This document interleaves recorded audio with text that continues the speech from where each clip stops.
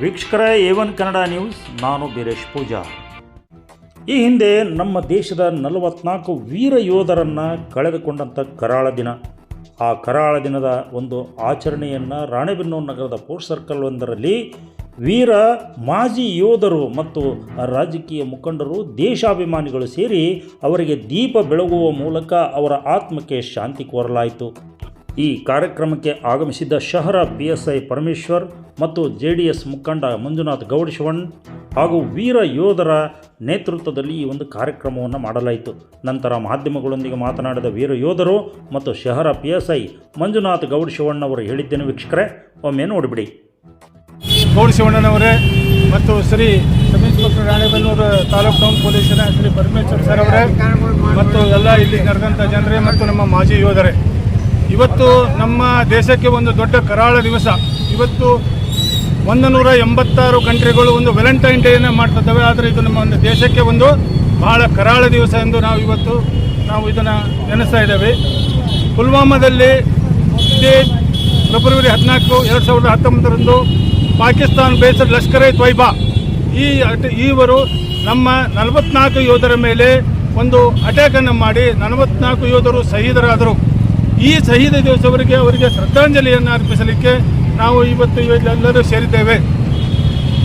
ಈ ಒಂದು ಘಟನೆ ನಮ್ಮ ದೇಶದ ಭದ್ರತೆಗೆ, ನಮ್ಮ ಆಂತರಿಕ ಭದ್ರತೆಗೆ, ದೇಶದ ಬಾಹ್ಯ ಭದ್ರತೆಗೆ ಬಹಳ ಒಂದು ದುಷ್ಕೃತ ಸಂಗತಿ ಎಂದರೆ ನಾವು ತಪ್ಪಾಗಲಾರದು. ಇದಾದ ನಂತರ ನಮ್ಮ ದೇಶದ ಮಹಾನ್ ಈ ಏರ್ಫೋರ್ಸ್ನವರು ಅಥವಾ ರಾಜಕೀಯ ವ್ಯಕ್ತಿಗಳು ಒಂದು ಬಾಲಾಕೋಟ್ 2019, 26, 12 ದಿವಸದೊಳಗೆ ಒಂದು ಏರ್ ಸ್ಟ್ರೈಕ್, ಸರ್ಜಿಕಲ್ ಸ್ಟ್ರೈಕನ್ನು ಮಾಡಿ ಅವರು ಒಂದು ಈ ಲಷ್ಕರ್-ಇ-ತೊಯ್ಬಾನ ಎಷ್ಟು ಬೇಸಿ ಏನಿದ್ದಾವೆ ಪಾಕಿಸ್ತಾನ ಬಾರ್ಡರ್ನಲ್ಲಿ ಅವನ್ನೆಲ್ಲ ಸರಿ ಮಾಡಿ ಮತ್ತು ಅದಕ್ಕೆ ಒಂದು ಸರಿಯಾದ ಒಂದು ತತ್ವುತ್ತರವನ್ನು ಕೊಟ್ಟರು. ಇವತ್ತು ನಮ್ಮ ದೇಶ ಭದ್ರತೆಯಲ್ಲಿ ಯಾವುದೇ ದೇಶಕ್ಕಿಂತ ಕಡಿಮೆ ಇಲ್ಲ ಅನ್ನೋದಕ್ಕೆ ನಮಗೆ ಹೆಮ್ಮೆ. ಆನೆಯನ್ನು ಎಬ್ಸೋದ್ರಿಂದ ಭಾಳ ಕಷ್ಟ, ವಯಸ್ಸಾಗಿಬಿಟ್ಟಿದೆ ಅದಕ್ಕೆ. ಅವಾಗ ರಾಜ ಹೇಳಿದಂತೆ, ಏನು ಬೇಡ, ನೀ ಕಳೆ ಊದಿರೋದು ತಾನೇ ಹೇಳ್ತದೆ. ಸೊ ನಮ್ಮ ಸೈನಿಕರು, ಅರೆ ಸೈನಿಕರು ಅಥವಾ ಈಗ ನಾವೇನು ರಿಟೈರ್ಡ್ ಆದೇವಲ್ಲ, ನಮ್ಗೆ ಕಹಳೆ ಸಿಕ್ಕರೆ ಸಾಕು, ನಾವೆಲ್ಲರೂ ಹೇಳ್ತೇವೆ ಶಿಸ್ತು ಬೇಕು. ಶಿಸ್ತಿಂದ ಅಂದರೆ ಜೀವನ ತಗೊಂಡು ಏನು ಮಾಡೋದಿದೆ? ಕೇವಲ ಹಣ ಗಳಿಸಿ ಅದನ್ನು ಮಾಡಿ ಇದನ್ನು ಮಾಡಿ ಮಾಡೋದ್ರಿಂದ ಏನೂ ಇಲ್ಲ. ಎಲ್ಲರೂ ಹೋಗ್ಬೇಕಾಗಿದ್ದೆ ಒಂದು ದಿವಸ ಇಲ್ಲೇ. ಕರಣೋಕಿ ರವೋ ತಯ್ಯಾರ್ ಸಬ್ಕು ಜಾನ ಹೋಗ ಉಸ್ ಪಾರ್. ದೇಶಭಕ್ತಿ ಇಲ್ಲ ಅಂದರೆ ಏನೂ ಇಲ್ಲ. ಇವತ್ತು ನಮ್ಮ ಇವು ನೋಡಿ, ನಾವು ಬೇರೆ ರಾಷ್ಟ್ರದಲ್ಲಿ ಕಂಪೇರ್ ಮಾಡಿ ನೋಡಿದರೆ ಆ ದೇಶದಲ್ಲಿ ಒಬ್ಬ ಸೈನಿಕ ಸತ್ರ ಇಡೀ ರಾಷ್ಟ್ರನೇ ಕಣ್ಣೀರು ಹಾಕ್ತದೆ. ಸಲ್ಲಿಸ್ತಾ ನಮ್ಮ ಅರ ಸೈನಿಕರು, ಮಾಜಿ ಯೋಧರಿಗೆ ಇದರಿಂದ ಆಚರಣೆ ಮಾಡ್ತಕ್ಕಂಥ ದಿನ ಏನಲ್ಲ. ನಾವೆಲ್ಲ ಒಂದು 44 ಜನ ಸೈನಿಕರನ್ನ ಕಳ್ಕೊಂಡಂಥ ದಿನ. ಪುಲ್ವಾಮಾ ದಾಳಿಯ ತಕ್ಷಣ ನಮ್ಮ ಏನು ಫ್ರಂಟ್ ಲೈನ್ ವಾರಿಯರ್ಸ್ ಅಂತ ಇದ್ದಾರೆ, ಅವ್ರನ್ನ 44 ಜನ ಹೊಡೆದಾಕಿ ಹೋಗಿದ್ರು. ಅವರು ಅದಕ್ಕೆ ತಕ್ಕ ಉತ್ತರ ನೀಡಿ ಆಗಿದೆ ಆಲ್ರೆಡಿ ದೇಶ.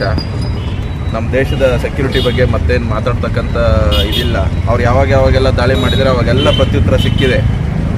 ಸೊ ಆದರೆ ನಮ್ಮ ಜನಗಳಲ್ಲಿ ಒಂದು ಏನು ದೇಶಭಕ್ತಿ ಅಥವಾ ರಾಷ್ಟ್ರಭಕ್ತಿ ಭಾವನೆ ಮೂಡಿಸ್ಲಿಕ್ಕೆ ನಾವಿನ್ನೂ ತುಂಬ ಸಮಯ ಬೇಕಾಗುತ್ತೆ ಅನಿಸುತ್ತೆ. ಒಳಗೆ ಏನು ಇಂಟರ್ನಲ್ ಇರ್ತಕ್ಕಂಥ ರಾಜ್ಯಗಳಲ್ಲಿ, ಯಾಕಂದರೆ ಇಲ್ಲಿ ಭಯನೇ ಇಲ್ಲ, ಇಲ್ಲಿ ಆರಾಮಾಗಿದ್ದೀವಿ. ಇಲ್ಲಿ ಯಾಕೆ ಆರಾಮಾಗಿದ್ದೀವಿ ಅಂದರೆ ಅಲ್ಲಿ ಬಾರ್ಡ್ರಲ್ಲಿ ತುಂಬ ಜನ ಸಾಯ್ತಾ ಇದ್ದಾರೆ ಆ ಕಾರಣಕ್ಕೆ.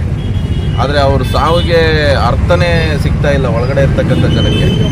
ಜನ ಯಾವುದನ್ನು ಸೀರಿಯಸ್ ಆಗಿ ತಗೋತಾ ಇಲ್ಲ ದೇಶಭಕ್ತಿ ಬಗ್ಗೆ. ಹಾಗಾಗಿ ಇವತ್ತಿನ ದಿನ ಏನು ಸಂಭ್ರಮಿಸೋ ದಿನ ಏನಲ್ಲ. ಆದರೆ ಅವರ ಸಾವಿಗೆ ಒಂದು ಅರ್ಥ ಸಿಗಬೇಕು ಅಂದರೆ ಅವ್ರಿಗೆ ಅಟ್ಲೀಸ್ಟ್ ಅವ್ರ ಆತ್ಮಕ್ಕೆ ಶಾಂತಿ ಸಿಗಬೇಕು. ಹಾಗೆ ನಿಮ್ಮಲ್ಲಿ ಎಲ್ಲರ ಒಬ್ಬೊಬ್ಬರು ಮನಸ್ಸಲ್ಲೂ ಕೂಡ ದೇಶಭಕ್ತಿ ಒಪ್ಪಬೇಕು ಅಂತ ಹೇಳಿ ಈ ದಿನನ ಇಲ್ಲಿ ಆಚರಣೆ ಮಾಡಿದ್ದೀರಾ. ಇದಕ್ಕೆ ಒಳ್ಳೆಯದಾಗಲಿ, ಎಲ್ಲರೂ ಕೂಡ ದೇಶಭಕ್ತರಾಗಲಿ ಅಂತ ಬಯಸ್ತೀನಿ. ಎಲ್ಲ ಮನೆಯಲ್ಲೂ ಕೂಡ ಈ ಶೋಕಾಚರಣೆ ನಡೀಲಿ ಅಂತ ಬಯಸ್ತೀನಿ. ಹಾಗೆ ಅವರ ಯೋಧರನ್ನು ಕಳ್ಕೊಂಡಂಥ ಎಲ್ಲ ಕುಟುಂಬಕ್ಕೂ ಕೂಡ ಇನ್ನೂ ಹೆಚ್ಚಿನ ಶಕ್ತಿ ಕೊಡಲಿ ದೇವರು. ಇನ್ನೂ ಹೆಚ್ಚಿನ ಯೋಧರನ್ನು ಅವರು ಅಲ್ಲಿ ಹುಟ್ಟಲಿ ಆ ಮನೆಗಳಲ್ಲಿ ಅಂತ ಹೇಳ್ಬಿಟ್ಟು ಈಗ ನಾನು 2 ಮಾತನ್ನು ಮುಗಿಸ್ತಾ ಇದ್ದೀನಿ. Thank you so much. Ranebennur ನಗರದಲ್ಲಿ ಪುಲ್ವಾಮಾ ದಾಳಿ ಆದ ಬಗ್ಗೆ ನಮ್ಮೆಲ್ಲ ರಾಣೆಬೆನ್ನೂರು ತಾಲೂಕಿನ ನಿವೃತ್ತ ಯೋಧರು ಮತ್ತು ತಾಲೂಕು ಕಮಿಟಿ ಅಧ್ಯಕ್ಷರಾದಂಥ ವಿರೂಪಾಕ್ಷರವರೇ ಮತ್ತು ನಮ್ಮ ರಾಣೆಬೆನ್ನೂರು ಶಹರ ಘಟಕದ ಶಹರ ಠಾಣೆಯ PSI ಸಾಹೇಬರಾದಂಥ ಮತ್ತು ದಕ್ಷ ಅಧಿಕಾರಿಯಾದಂಥ ಪರಮೇಶ್ವರ್ ಅವರೇ, ಉಳಿದೆಲ್ಲ ನಮ್ಮ ನಿವೃತ್ತ ಯೋಧರೇ ಮತ್ತು ಸಾರ್ವಜನಿಕರೇ, ಇವತ್ತು ನಮ್ಮ ರಾಣೆಬೆನ್ನೂರು ತಾಲೂಕಿನಲ್ಲಿ ಶ್ರದ್ಧಾಂಜಲಿ ಕಾರ್ಯಕ್ರಮ ಮಾಡ್ತಾಯಿದ್ದೀವಿ. ನಮ್ಮ ಪರಮೇಶ್ವರ್ ಹೇಳಿದಾಗೆ ಇವತ್ತು ಶ್ರದ್ಧಾಂಜಲಿ ಕಾರ್ಯಕ್ರಮ ಬಹಳ ನೋವಿನ ಕಾರ್ಯಕ್ರಮ. ಸುಮಾರು 44 ಜನ ಕಳೆದುಕೊಂಡ ದಿನ. 2019 ಇಸ್ವಿ ಫೆಬ್ರವರಿ 14ನೇ ತಾರೀಕಿಗೆ ಪುಲ್ವಾಮಾ ಜಿಲ್ಲೆಯ ಲೆಪ್ತೂರು ಹಳ್ಳಿಯಲ್ಲಿ ನಡೆದ ಘಟನೆ. ಸುಮಾರು 44 ಜನ ನಮ್ಮ ಯೋಧರು ಸತ್ತರು. ಆ ಪರಿಣಾಮವಾಗಿ ಇವತ್ತು ನಾವು ಶ್ರದ್ಧಾಂಜಲಿ ಕಾರ್ಯಕ್ರಮ ಆಚರಣೆ ಮಾಡ್ತಾ ಇದ್ದೀವಿ. ಶ್ರದ್ಧಾಂಜಲಿ ಕಾರ್ಯಕ್ರಮ ನಮ್ಮ 44 ಜನ ಕುಟುಂಬಕ್ಕೆ ಆ ದೇವರು ಹೆಚ್ಚಿನ ಆರೋಗ್ಯ ಐಶ್ವರ್ಯ ಕೊಟ್ಟು ಕಾಪಾಡಲಿ ಅಂತೇಳಿ ಆ ದೇವರಲ್ಲಿ ಬೇಡಿಕೊಂಡು ಏನು ಫೆಬ್ರವರಿ 14, 2019 ಇಸ್ವಿ ಆದಂಥ ದಾಳಿಯ ಮರುಕ್ಷಣದಲ್ಲಿ ನಮ್ಮ ದೇಶದ ಸೈನಿಕರು ಸರಿಯಾಗಿ ಉತ್ತರ ಕೊಟ್ಟಿದ್ದಾರೆ. ನಮ್ಮ ದೇಶ ಸೈನಿಕರು ಬಹಳ ಬಲಿಷ್ಠವಾಗಿ ಇರೋದ್ರಿಂದ ನಮ್ಮ ತಾಲೂಕಿನಲ್ಲಿ, ನಮ್ಮ ಜಿಲ್ಲೆಯಲ್ಲಿ, ನಮ್ಮ ರಾಜ್ಯದಲ್ಲಿ ನಾವು ಸುರಕ್ಷಿತವಾಗಿದ್ದೇವೆ.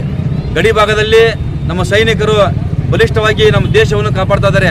ಹೀಗಾಗಿ ನಮ್ಮ ರಾಜ್ಯ ಜನ ನಾವೆಲ್ಲ ಸಾರ್ವಜನಿಕರು ಚೆನ್ನಾಗಿ ಜೀವನ ನಡೆಸ್ತಾ ಇದ್ದೇವೆ. ಹೀಗಾಗಿ ನಮ್ಮ ದೇಶ ಕಂಡಪ್ಪ ಅಂದರೆ ಇಡೀ ಬೇರೆ ಎಲ್ಲ ನಮ್ಮ ವಿಶ್ವದಂತೆ ಬೇರೆ ಬೇರೆ ದೇಶಗಳು ಹೆದರ್ತಾ ಇದ್ದಾವೆ. ಅಂದರೆ ನಮ್ಮ ದೇಶದ ನಾಯಕ ನಮ್ಮ ಸೈನಿಕರಿಗೆ ಸಾಕಷ್ಟು ಬಲವನ್ನು ತುಂಬಿದ್ದಾರೆ. ಅದೇ ರೀತಿಯಾಗಿ ನಮ್ಮ ಸೈನಿಕರು ಯಾವುದೇ ರೀತಿಯ ಮನೆಯ ಕಡೆ ಲಕ್ಷ್ಯ ಕೊಡದೆ ನಮ್ಮ ದೇಶವನ್ನು ಕಾಯ್ತಾ ಇದ್ದಾರೆ. ಹೀಗಾಗಿ ನಾವು ಚೆನ್ನಾಗಿ ಜೀವನ ನಡೆಸ್ತಾ ಇದ್ದೀವಿ. ಮುಂದಿನ ದಿನಗಳಲ್ಲಿ ಇನ್ನು ಹೆಚ್ಚಿನ ಜನರು ಈ ದೇಶವನ್ನು ಕಾಯುವಂಥ ಸೈನಿಕರು ಹೆಚ್ಚಿನ ಪ್ರಮಾಣದಲ್ಲಿ ಸೈನ್ಯ ಸೇರಬೇಕು. ಮತ್ತು ಒಂದೇ ಮಾತರಂ ಹಾಡಿನಲ್ಲಿ ದೇಶಭಕ್ತಿ ಇದೆ. ಆ ದೇಶಭಕ್ತಿ ಹೆಚ್ಚಿನ ಪ್ರಮಾಣದಲ್ಲಿ ಸಿಗಬೇಕಾದ್ರೆ ಪ್ರತಿಯೊಂದು ಕಾರ್ಯಕ್ರಮದಲ್ಲಿ ನಾವು ಒಂದೇ ಮಾತರಂ ಹಾಡುವ ಮುಖಾಂತರ ಕಾರ್ಯಕ್ರಮ ಆಚರಿಸೋಣ ಅಂತ ಹೇಳುವ ಮುಖಾಂತರ ನನ್ನ ಮಾತಿಗೆ ವಿರಾಮ ಕೊಡ್ತಿದ್ದೇನೆ. ನೋಡಿದ್ರಲ್ಲ ವೀಕ್ಷಕರೇ, ಈ ಸುದ್ದಿಯನ್ನು ಇಷ್ಟ ಆಗಿದ್ದರೆ ತಡ ಯಾಕೆ, ನಮ್ಮ ಚಾನಲನ್ನು ಸಬ್ಸ್ಕ್ರೈಬ್ ಮಾಡ್ಕೊಳ್ಳಿ, ಲೈಕ್ ಮಾಡಿ, ಶೇರ್ ಮಾಡಿ ಅಂತ ಹೇಳ್ತಾ ಮುಂದಿನ ಮತ್ತೊಂದು ಭಾರಿ ಸುದ್ದಿಯೊಂದಿಗೆ ಸಿಗೋಣ. ಅಲ್ಲಿವರೆಗೂ ನಮಸ್ಕಾರ.